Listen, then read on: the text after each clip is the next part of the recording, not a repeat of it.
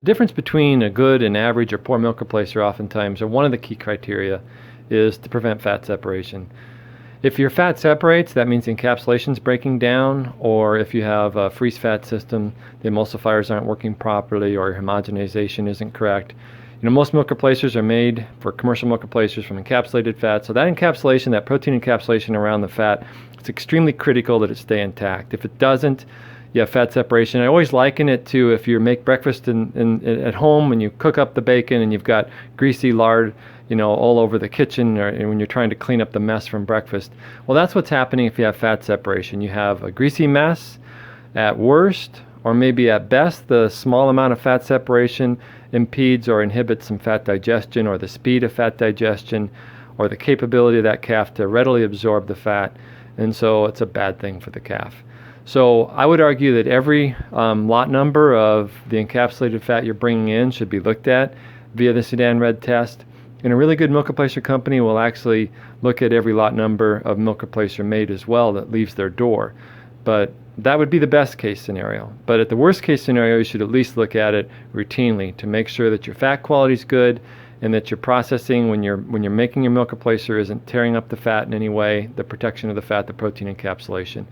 Aaron will go through next on this procedure, and we'll gladly share it in paper, as far as the procedure goes and the cost of the equipment that we use to perform this test. Okay, so we have our milk replacer powder pre-weighed out here. We have 50 grams. We're going to add it to the Whirl Pack, where we're going to add the Sudan Red to. And the color that we're shooting for is the color of this pink sticky note. I should have mentioned before that the Sudan Red, what it does is it'll bind with free fat or available fat in the diet. Wear gloves when you're working with the Sudan Red, because it will stain you.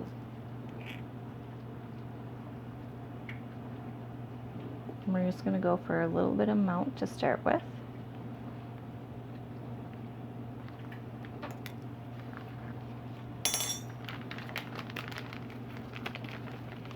Leave some air in the bag so that when you shake it, you have room to shake.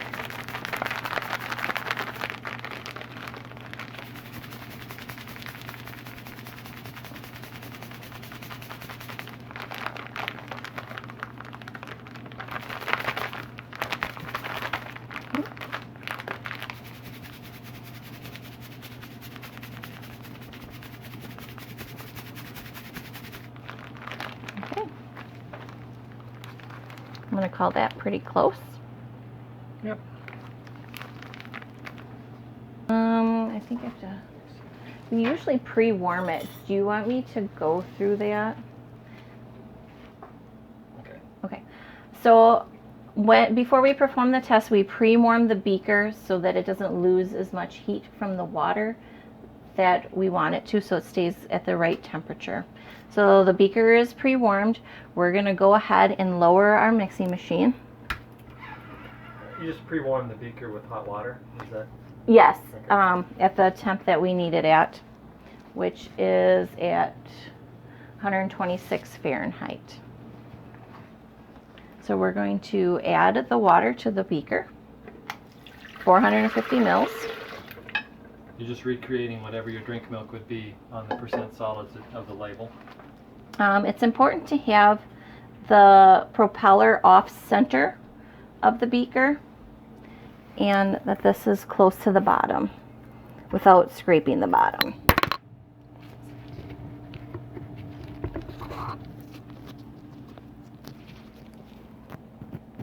This is this gadget that we have. We purchased from Europe, and we can get you the specs on it and the costs of it. Our emulsifier suppliers guided us on what to purchase. The goal is to just mimic whatever would be in a veal or large calf ranch type blender to best mimic the agitation that's occurring on farm. We're going to start the mixer. Here it tells us what we're going to do. We're going to start it at 1100 RPM, so we're going to go ahead and start it with the water in it. And you can see where it works up to that. And then we're going to add our powder to that. And then we're going to let it mix for 1 minute. You can do this with a kitchen handheld blender, but the problem is you're creating so much energy and putting so much energy into the blend that you're going to break the encapsulation sometimes inadvertently, and it's not going to mimic what's going on the farm. That's the beauty of this system and why we invested in it and why large veal feed companies do this, so that they can best mimic what's going on in a real farm.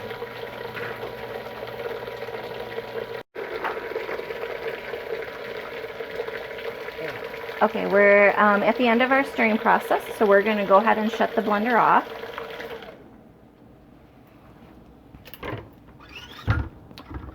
Raise up the mixer.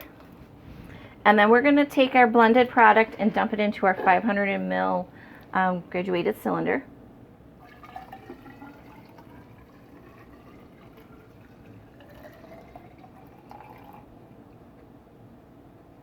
We are going to let this sit in the cylinder. We're going to look at it initially right now, so it looks very well blended. And then 15 minutes, 30 minutes, 45 minutes, and 1 hour. And what we're going to watch for is separation at the top between the mixture, and to see if there's a darker red line that forms in there indicating that the fat is separating. The other thing you can keep in mind is if there's some foam on top of the solution, that's indicative that there is no fat separation going on, so it's another indicator. And we can send you pictures. I'm sure this mocha placer will turn out just fine. We'll stop this video now, but we can send examples of fats that did separate, and what you would see is a clear or a dark red band where all of this Sudan Red is going up with that fat that's not protein encapsulated anymore, and so fat of course floats, just like the lard in your kitchen from the bacon that you cooked. And that's what we're trying to prevent with good encapsulation, and this is your tool to measure it. So you can quantify and measure, and you're not assuming. There are 3 pieces of information I'd like to close this video with. The first is the invoice from the IKA Works Eurostar 60 control package, the nice blender that we use that mimics what occurs in a veal farm or Western calf ranch or a large dairy. The type of agitation, it best mimics the type of agitation that is in a common milk mixer on farm, so it's optimal for doing these Sudan Red tests. The goal is to mimic that so that the damage that you could potentially do to the encapsulation is going to be something similar to what you're experiencing on farm. You can see that that's about, let's see, it's about almost $2,900. The second video, or the second slide, is in 3 beakers, and it just shows the one in the middle with the 11 on it. And that one has some fat separation. You can see beaker number 10, it looks like the fat is evenly dispersed, so it's not separating out, it's not free fat, it's not that bacon grease in your kitchen is the nice way to think about it. And the one on the right looks pretty good too. And then the last one is an example of some really bad encapsulation that separated out in 15 minutes. You can see the deep dark red band, and on the left it's at 15 minutes, and then it progressively gets worse as it sits there longer at 30 and 45 minutes. So that's a case of what you're not to do.